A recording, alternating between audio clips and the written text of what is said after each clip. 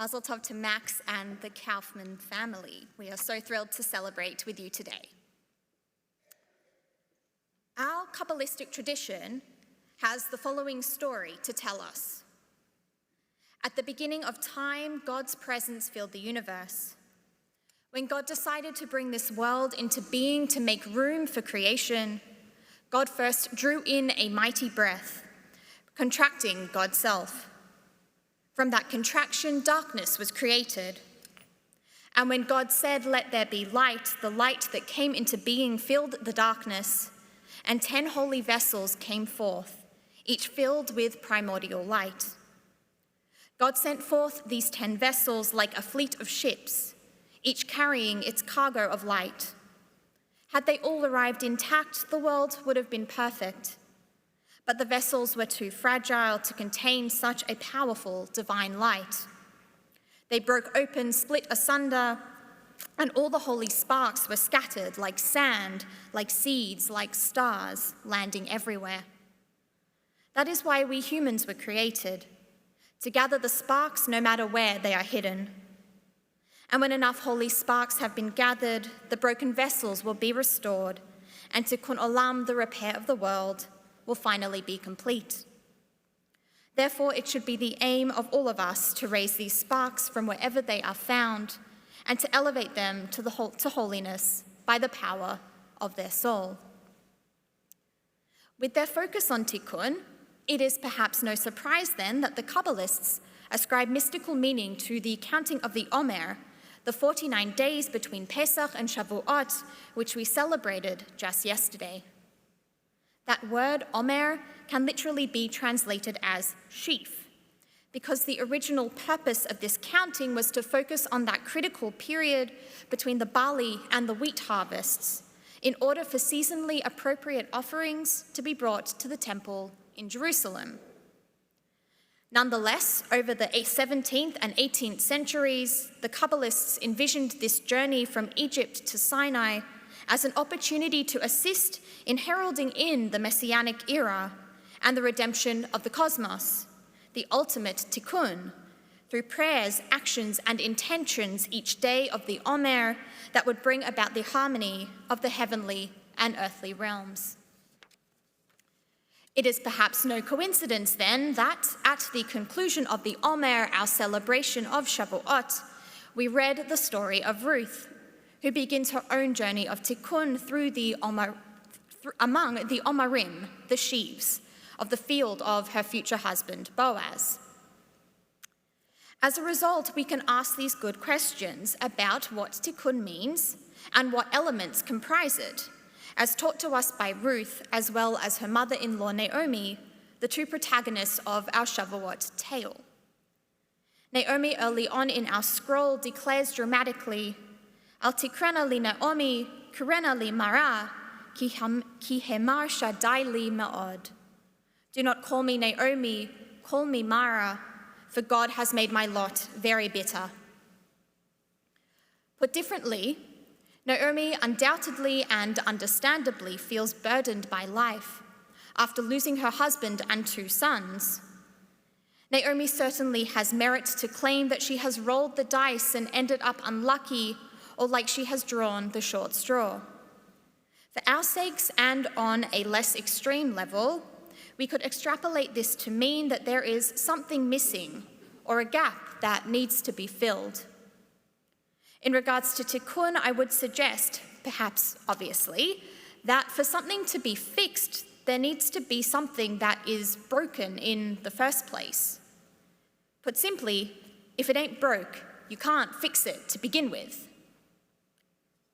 Shortly before Naomi gives voice to her bitterness, Ruth recites those famous words, "El asher telchi elech, uva asher talini ta'alin, amech ami ve'elohayich Elohai."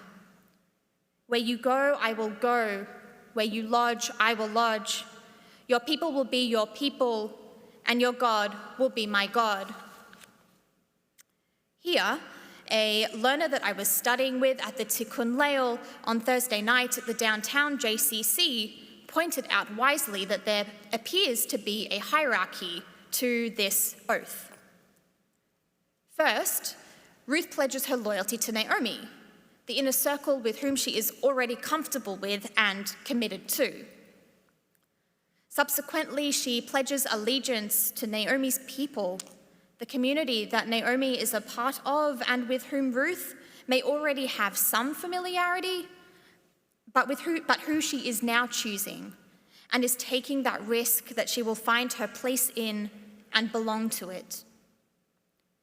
Finally, Ruth swears loyalty to Naomi's God, not only dedicating herself to Naomi, as well as to Naomi's wider circle, but eternally aligning herself with a whole new religion and way of life out of devotion to and admiration of her mother-in-law. In dissecting these various facets of the oath that Ruth swore to Naomi, we can perhaps learn that tikkun is comprised of several levels. It starts internally, with our own decisions to right wrongs and to improve, that we may work towards wholeness and emanate tikkun from the inside out, from ourselves to those we love and our communities, and ultimately towards bringing God into the equation as a partner in this sacred endeavor. In that respect, there is a covenantal element to tikkun, because it is not just about the agreements we make with ourselves as individuals or with our fellow human beings, but about binding them to something bigger and holier than ourselves, our chain of tradition and our God. This is, of course, part of, if not the reason, that Ruth is perceived as the original Jew by choice, for not only giving her love and loyalty to Naomi, but also linking that deep bond to the divine. This is evidenced in a further text which is closely linked to Shavuot, the Midrash Tanhuma, which teaches that God swears God's own oath of commitment to the Jewish people as they stood at the foot of Sinai. God tells the people, "And not only with you have I made this covenant and this oath, but rather the generations that have yet to come were also there at that time, as it is written, with those who are standing here with us today, and with those who are not here with us today." Rabbi Abahu said in the name of Rabbi Samuel bar Nachmani, "Why does it say those who are standing here and those who are not here? Because all the souls were there, even when their bodies had not yet been created. It is for that reason that their existence is recorded here." In other words, it is exactly that understanding which Ruth shares too in her own vow, that tikkun is not for our sake, our own sake, but for the sake of eternity. It is that knowledge which Ruth also possesses in her own vow, through her own determination to stand strongly by her conviction that she will not abandon Naomi and in fact link herself to her mother-in-law in an even stronger manner. Both the book of Ruth and our Midrash are testaments to the poignant notion that everything we do is inspired by our ancestors. We are linked to that chain of tradition, just like Max's special object for his bar mitzvah, and affects all who come after us.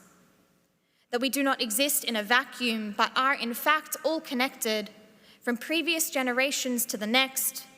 And it is not only for our sake, but theirs too, that we strive for tikkun, for a better world. There is a redemptive quality to this, which brings us back to Ruth in sharper focus. We began with the bitterness and brokenness of Naomi at the beginning of our Shavuot scroll, but to demonstrate this, we can jump ahead to the end of the book, where we'll see a very different tune being sung.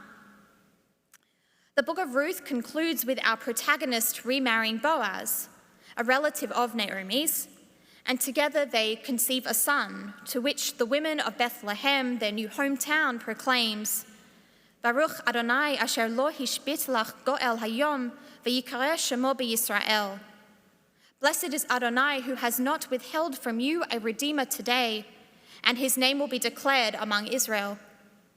In other words, tikkun comes in the form of this baby boy, and tikkun is made. All is set right in the world because Ruth is redeemed through getting what she has always truly wanted, to be inextricably and irrevocably linked to the people and the God of her chosen family.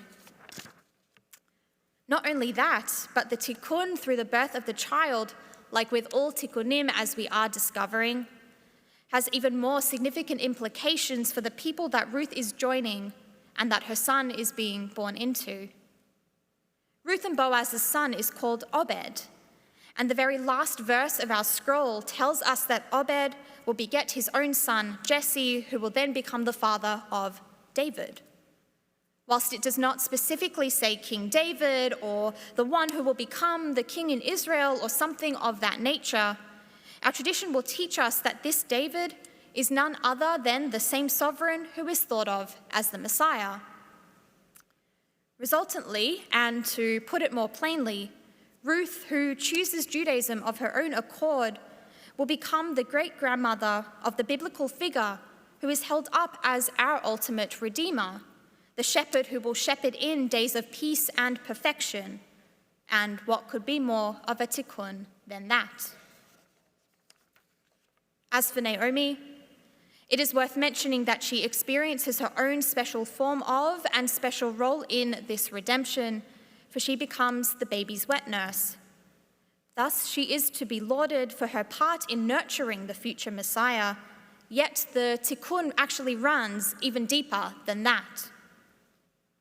Naomi herself is equally redeemed from her own grief and sorrow, to be sure, through having this most precious of outlets to direct her devotion towards and finding purpose once more in her care of him, but also through the comfort that comes with the certainty that the bloodline of the beloved husbands and son that she lost will be secure.